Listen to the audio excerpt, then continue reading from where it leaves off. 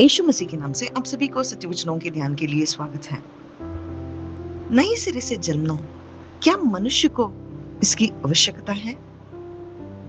वचन कहता है कि यीशु मसीह उस निकोदेमुस को बताते हैं, मैं सच में कहता हूं कि यदि तुम नए सिरे से नहीं जन्मोगे तो स्वर्ग साम्राज्य को नहीं देखेगा।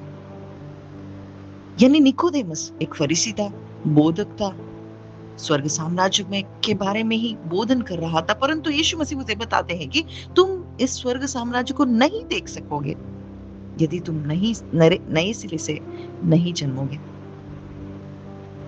परंतु निकोदेमस को यह विचार नहीं समझ आया, क्योंकि वो शरीर में था। वो शरीर में था।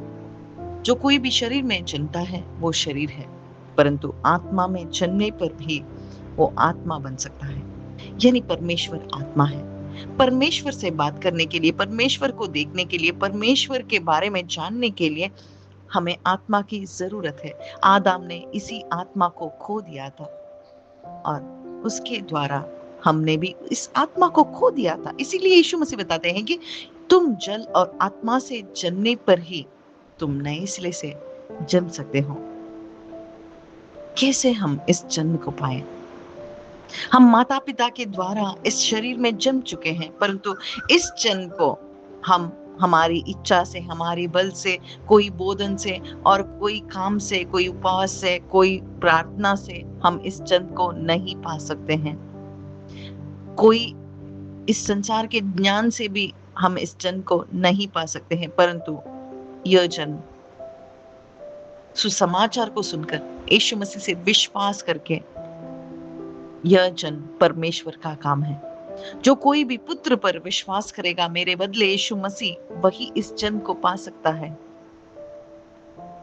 और इस जन्म के कारण ही हम आत्मा को पा सकते हैं। और आत्मा से जना हुआ हवा की तरह, हवा कहां से आता है, कहां जाता है, कोई भी नहीं जानता। ऐसे ही आत्मा में जन्मने वाले हैं। यानी इस संसार के लोग इसको नहीं समझ सकते हैं, परंतु जो कोई भी बालक बनके अपने आप को छोटा बनाता है, वही इस जन्म को पा सकता है। सुसमाचार के द्वारा, विश्वास के द्वारा, यीशु मसीह के द्वारा, पवित्र आत्मा के द्वारा। पवित्र आत्मा को पाने पर ही इस जन्म को हम पा सकते हैं और पिता को हम देख सकते हैं, पिता को हम पुकार सकते हैं, पिता के संबंध में हम आ सकते हैं। आमीन।